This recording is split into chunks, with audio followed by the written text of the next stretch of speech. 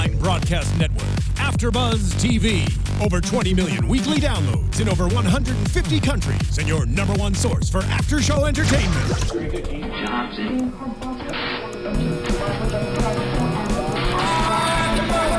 AfterBuzz TV, the destination for TV superfans, producing after-shows for over 300 of your favorite TV shows, interviewing celebrities and showrunners, and bringing you behind-the-scenes exclusives. All thanks to E! Entertainment's Maria Menounos, producer Kevin Undergaro, and internet leader Akamai.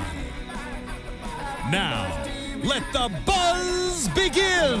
Hey there, Turn fans! Welcome to another edition of the AfterBuzz Turn recap show for AMC's Turn.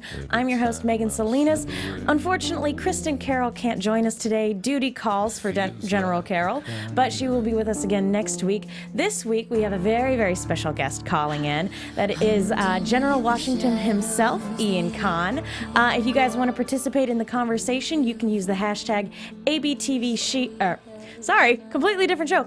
ABTV Turn. I will be keeping an eye on that all evening. So feel free, if you have any questions for General Washington, please feel free to use those. In the meantime, Hello? hi Ian, how are you? I'm well, thank you. Thank you so much for taking the time to call in. Oh, it's my pleasure. It's really my pleasure. Can you hear me well? Yes, you're live right now, so we can hear you loud and clear. Great. Hello, everybody. This was an amazing episode, not just for General Washington, just all the way around. Just the framing of this episode was fantastic. What did you think of it when you got the script? Well, I thought it was a very challenging episode, a very heartfelt and big episode. The stuff with Abe and with Hewlett, and the stuff with Billy Lee and with Washington. It was all really intense. It felt very life and death as it really was in the situation.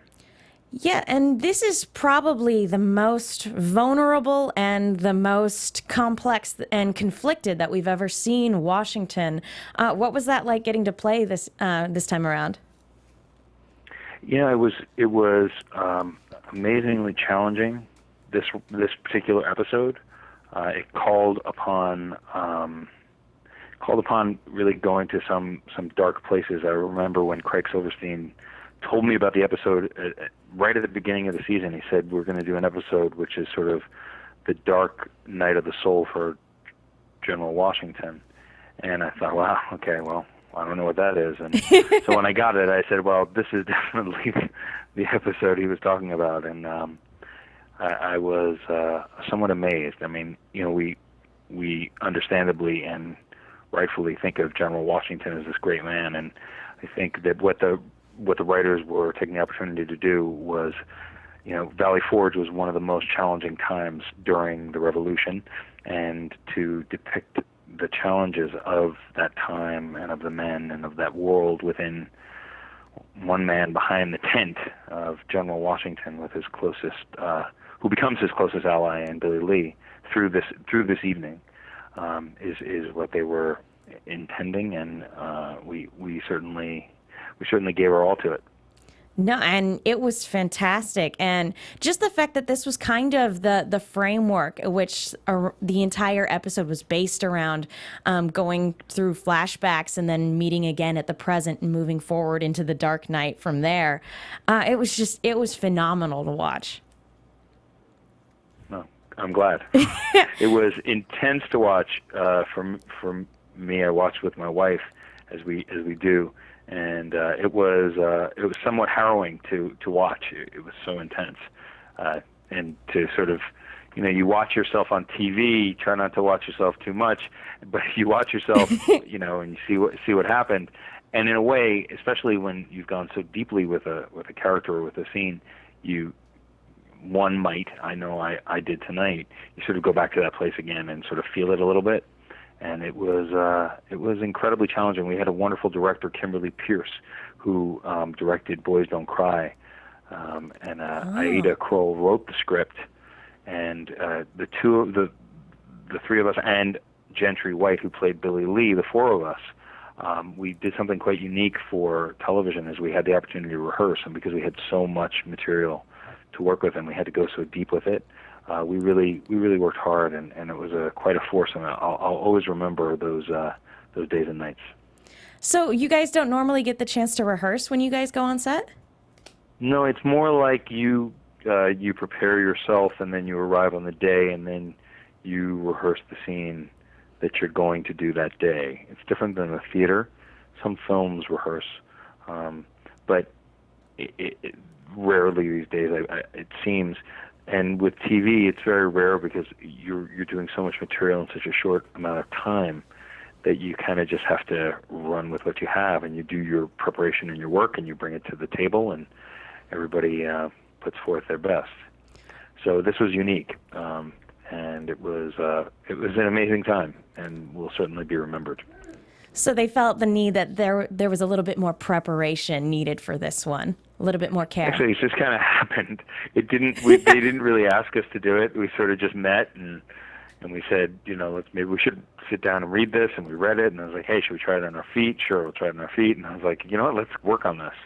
And we just kept doing it and finding hours in the day when we weren't shooting other stuff. So it was a very intense time. It really was. Well, it shines through, especially because this is something that has been building up so far this season. This isn't just something that just happened. It was something that had a lot of build up to it, with Nathaniel's death and with Abe and everything that's happening with Benedict Arnold. There was a lot of build up to this moment. So just from the moment this episode started with the hallucination that happened, you know you're in for a rough time.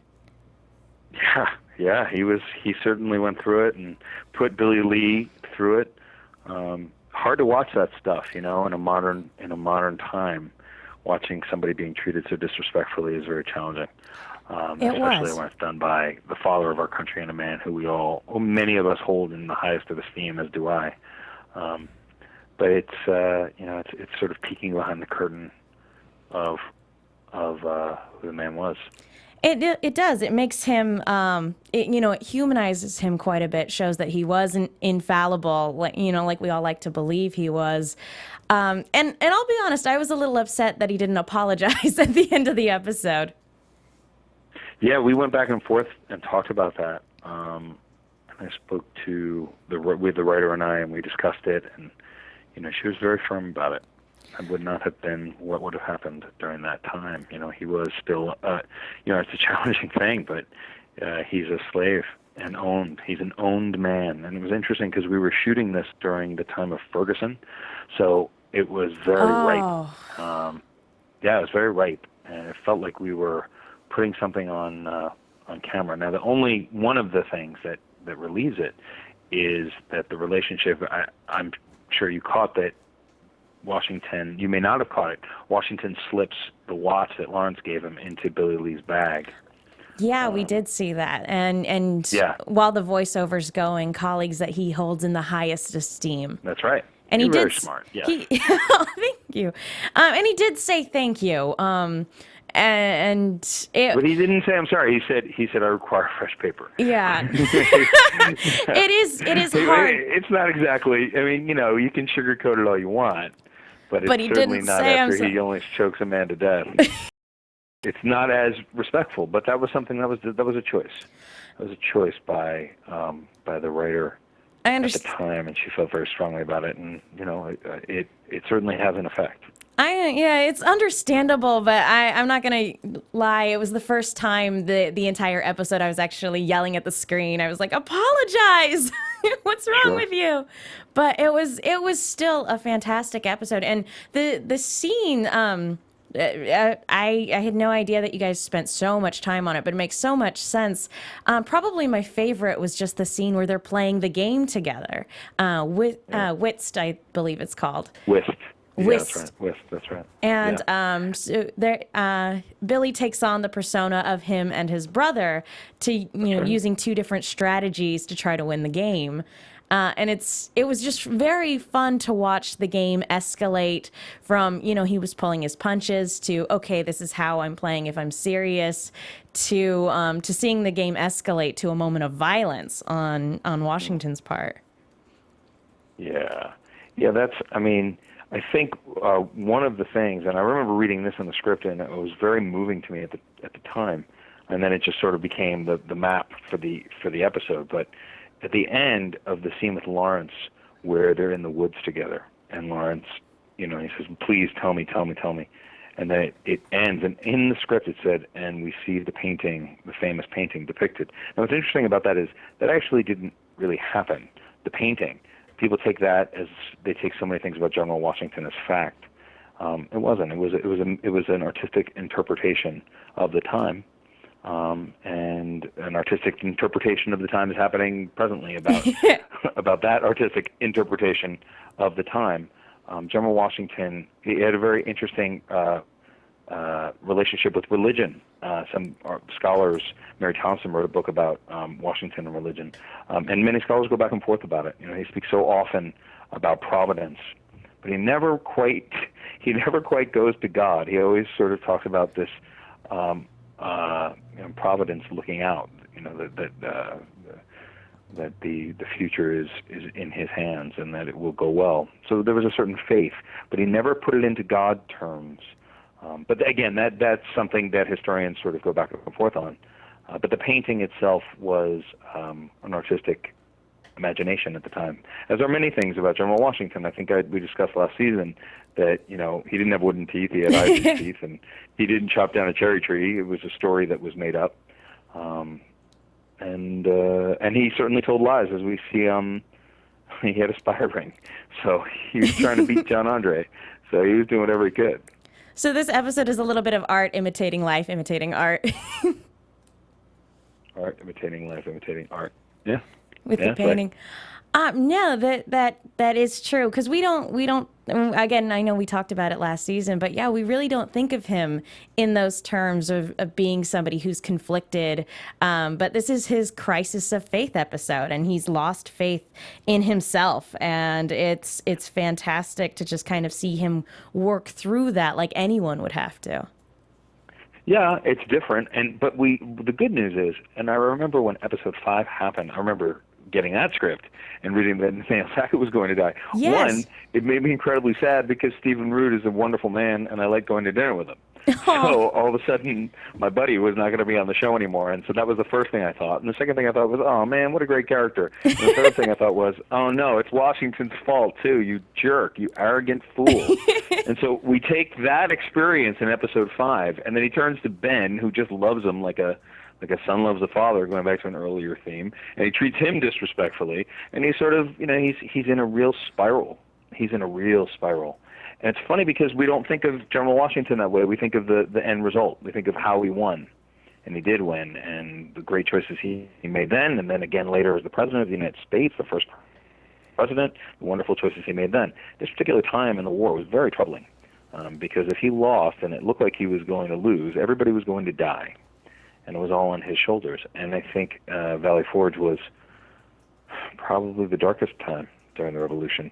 So getting the opportunity, getting the honor to portray that, it's quite something. It's quite something. Yeah, and again, it's something that we don't get to see. So yeah, there must have been a lot of pressure with all of that to try to convey it the best that everyone could. Yeah, I think we all took it very, very seriously. I know I take it very, very seriously. He's renowned and loved in this nation and on the planet, for God's sakes. So anytime I take his words into my mouth and use them, I try to show it with the highest level of honor and respect that he really deserves. It sounds sort of sentimental, but I really mean it. Oh. Well, no, again, we all hold him in such high esteem, so it definitely means a lot.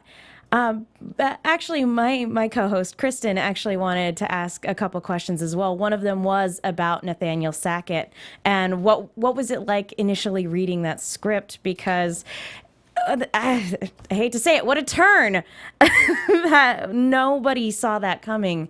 And yeah, the fact that Washington thinks of it as his fault, it definitely changed the course of where all of the character relationships were going. Exactly, and we see it now. We see the bad choice, and then we see the aftermath of that choice, and why he doesn't trust himself anymore. I mean, it really comes down to a moment.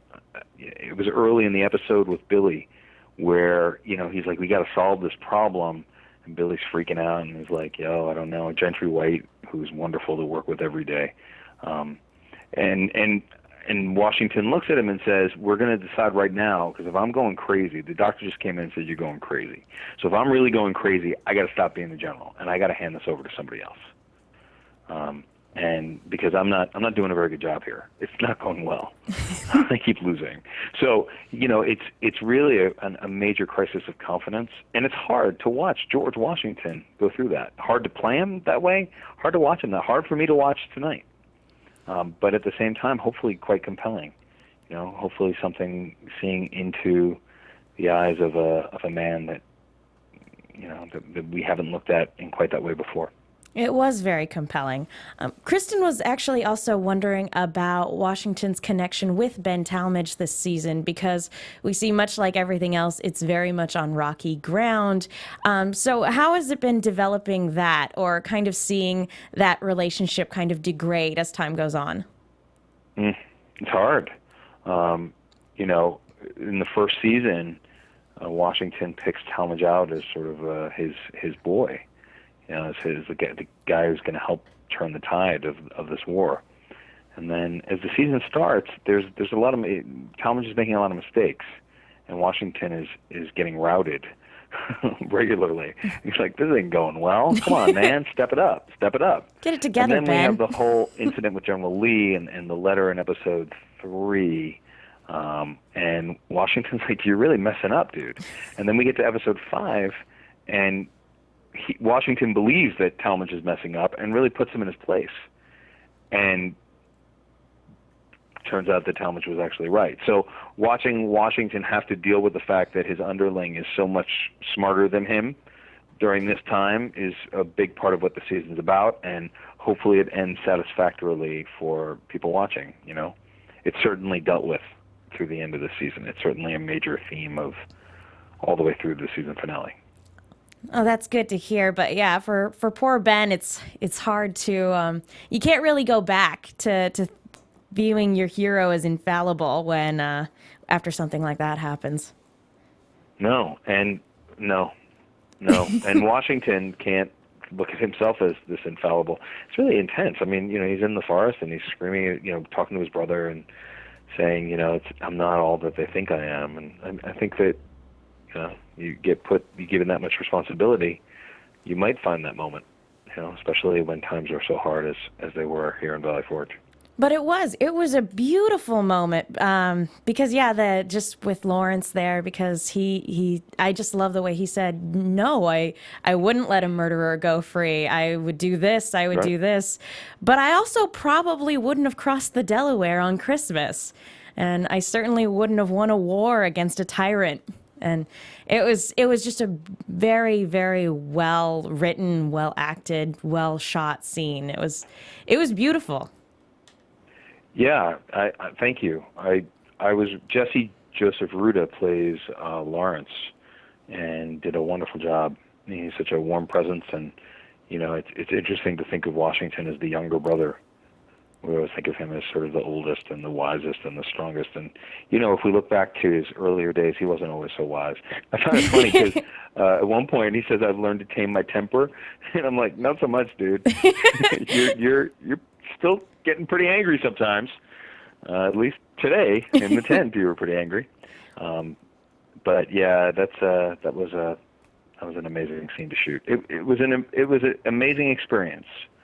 And, yeah, it really was. A fun parallel, too, is the comparison to Abraham Woodhull himself, and Washington being very firm and that he's not like Abraham. And I thought that was an interesting thing for William to bring up, because the two of them are a lot more alike than probably Washington would like to admit. Yeah, and he's sort of stuck in that moment, not sure what he's going to do. And it's really fun to watch Billy really take it to Washington through this episode. It happens a few times where he kind of is like, just smarten up, old man. You know, you got to think more straight about this stuff. It was fun to watch Billy Lee give it to Washington like that. Yeah, those were interesting scenes playing the cards. We spent a lot of time learning the game whist. How do you play? I've never played before. It's similar to hearts. Oh, okay. And it was wonderful stuff that unfortunately for time got cut, where we talked about Billy Lee and the slaves in the slave quarters playing whist, and how they played the game in a very different way than sort of the elegant Washingtons might have played it. Makes sense. I hope that when it comes out on DVD, the deleted scenes will be included. We had a lot of good stuff in this episode. Yeah. I also thought the Hewlett stuff was just wonderful. I mean, Byrne is so talented, and and then Simcoe shows up, and the whole world explodes. What an entrance, really, though!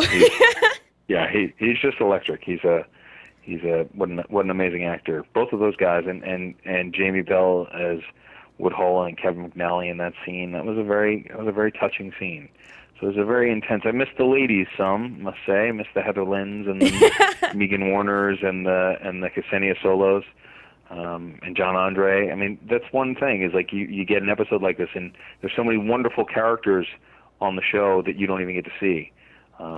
But they'll be back next week. That's the hard part. Anytime one set of characters gets development and that, we focus on that story, usually that means other characters have to be left out. And then we have to wait another week to find out what happens to them and what's going on with them. But then other characters get left out when we focus on them. And it's constantly, it's kind of like musical chairs, actually, almost. Narrative musical chairs. So. Yeah, you're right. Right. Man, hard.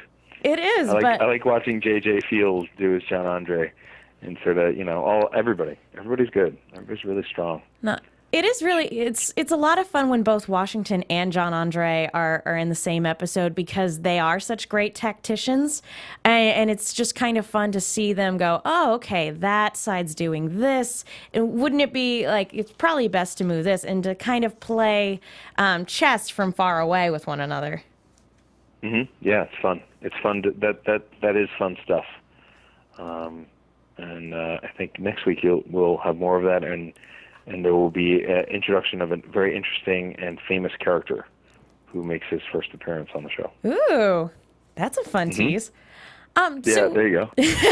So what's been your favorite part about coming back for season 2 so far? Just getting to play the character again. It's a very it's fun's not the right word, because there's a lot that's tied into it, but it's a very enjoyable character to play. This episode is somewhat unique. So many other episodes we see General Washington, and he's sort of a better man than everybody, and that's interesting to play. Somebody who has wisdom to him, someone who has made mistakes and learned from them. And we see it happen again here. It's a very complex character. But coming back, the crew is wonderful. They're wonderful people to work with every day, and the rest of the cast. I mean, they're beautiful people, and they're talented people, and they're kind people, and funny. So it's a nice place to go to work. It's a great environment. That's great to hear. Yeah, no, we obviously, all of you do really, really good work together, and what comes out is just fantastic. And like you said, there's a lot of really good stuff going on in this episode. In particular, with Hewlett. That, oh man, those were some hard scenes to watch as well, because we have we have poor Hewlett, who's innocent of this crime, and he's with people who are convinced he's guilty, and he's given the option of being able to end his own life, or maybe trying to make a break for it. And he chooses a different option, and that's to cut off his own toes so that he can't run away. It was between that and the opening scene with Washington hallucinating. This was a really brutal episode. Agreed. And I remember watching that, the toes being built. It was tough. It was just tough. And Byrne did it, man. I mean, he really went all the way with it. I think it's like you see all the underguts of the show in this episode. Everybody's in their darkest. I don't think it gets any darker than now. I think the sun starts to come out a little bit, at least, after this, thankfully. But yeah, Byrne Gorman is a masterful actor and doing masterful work up there. It was fun, and him looking up at the stars, and it's really great. It's really great stuff. Yeah, we see him in his astronomy background coming out, and you're right though. This is everybody's really darkest point, because even for a moment he's questioning, maybe I am a monster, maybe I did do it. He's starting to go a little mad, and meanwhile, Abraham is also in jail. So all three men are kind of prisoners, two of them in a literal sense, one in a metaphorical sense. But yeah, even Abe is breaking down a little bit because somebody comes up to him and his first reaction is to flinch and hide his face so that he doesn't get hit. And and just the fact that the first person who talks to him is looking to sell him out. Abe is in a dark place too. Yeah, for sure. It's a tough time for everybody. It's an intense episode. Those teeth were pretty freaky. It was all sorts of terrible, but it was great. It made for a lot of great television. All sorts of terrible. Again, just really hard to watch, but really good and really intense. I wish that I could really do predictions with you, but I can't, because obviously you know a lot more about what's going to happen than I do. But in the meantime, apart from Turn, do you have any other projects that you're working on that you can talk about? I know that for some it's a little bit difficult, but anything that you can talk about? Yeah, I mean, I'm working as a producer with my partner Marcus Potter.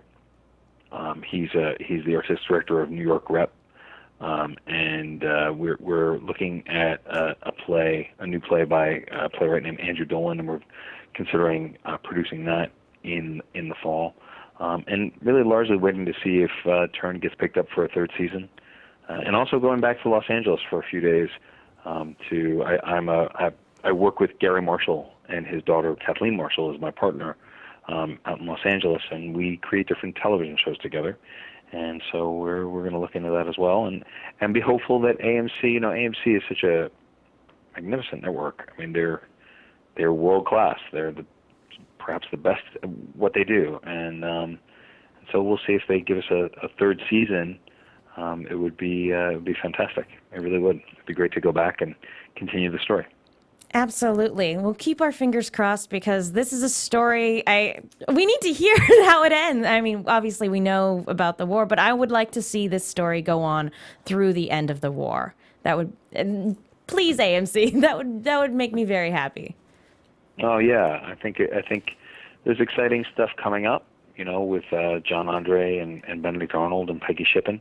That's really what the essence of the show is about, in a way, is the turncoat Benedict Arnold, and Owen Yeoman does such a fantastic job in the role of playing Benedict Arnold, and he's playing Benedict Arnold, and we're going to be able to. I've always been fascinated by this story.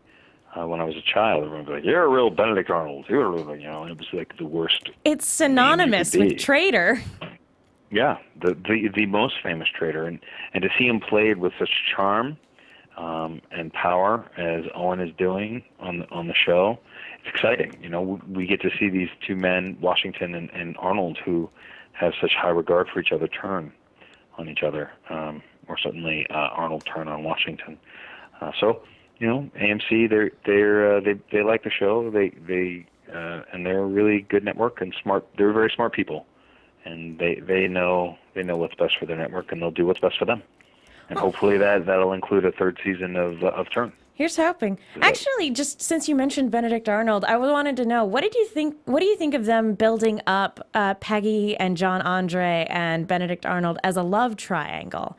Because I don't know, I didn't know how I felt about that, because on the one hand, I think it's interesting. On the other hand, it's like, I'm not quite sure how this is all going to play out.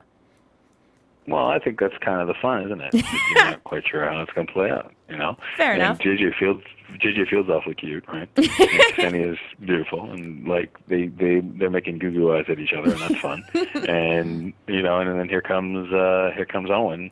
So yeah, I'm all for it. I think it's really fun. I think one of the charms of the show is that it is fun, and it can be fun. Tonight wasn't so much fun. That was deep. Tonight was intense. But there's a lot of fun that can be had and is had on the show. I mean, anytime Samuel Rukin just kind of turns a phrase, it's fun and funny. He did something tonight. I was like, oh man, look what you did. Just funny. It's great. Vern, everybody. I mean, Caleb, lovely Ben. There's a lot of interesting and fun stuff to watch on the show, and people seem to like it.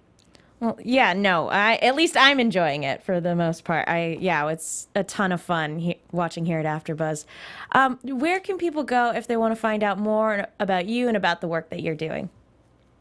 Well, you can best way to reach me is or see me is on Twitter, at Ian Kahn, IANKAHN. And I mostly, I tweet mostly the night of the show. I'll do some live tweeting. That's what I do, and if people want to watch along and tweet along, there's myself and Heather Lind, the wonderful Heather Lind who plays Anna Strong, and Sam Rukin and Megan Warner and Alexander Rose, who's the writer of the original material the show was based on, and now one of the writers on the show. So there's a lot of people who are engaged with it, and that's a good place to find me. I used to tweet a lot more about fantasy baseball, but now it's more AMC Turn. Well, thank you so much again for calling in. Sorry again. We know it's really late over on the East Coast, so thank you so much for taking the time to call in. It was my pleasure and fun, and I'm grateful to have a memory of this show and be able to talk about it. Well, anytime you guys want to come back, and anytime you're in the Los Angeles area while we're doing the show, feel free to come on down. Thanks. We'll see. We'll talk again if we're fortunate enough to get a season 3. We'll talk again. Again, fingers crossed. Thank you so much for calling in tonight. Have a wonderful night. Peace out. Okay. Oh, that is so cool. I absolutely adored getting to hear from him about tonight's episode, because this one was so intense and so great. All right, guys, I'm going to go into predictions really quick. And now, your AfterBuzz TV predictions. So, okay, we have Simcoe has been injured. Hewlett stabbed him. That was fantastic. Good for you, Hewlett. And he's trying to make a run for it, even though he's severely injured. We have Abraham still in jail. We have... Yeah, there's a lot of moving pieces going on right now. So from the promo, it looks like Ben and Caleb are making their rescue attempt for Abe, which is good, because even though Washington pardoned Hewlett, the camp has been decimated, and there's probably basically no way or actually, no, they came to rescue Hewlett, not Abraham. It's part of their plan to rescue Abraham. So now that the camp has been decimated, they're going to have to contend with the Queen's Rangers. Well, hopefully, since Hewlett is already on the run, he'll run into them first. Or hobble into them first eventually. So yeah, hopefully he'll run into them first, and that they'll be able to make a getaway while Simcoe and his troops are in hot pursuit, or as fast as Simcoe can pursue somebody after having been stabbed, which that was also interesting. This is the first time since the beginning of season 1 that we've seen anybody really harm Simcoe. Actually, no, end of season 1, he got beat up a little bit, but and never to this degree. This this is the darkest this has been.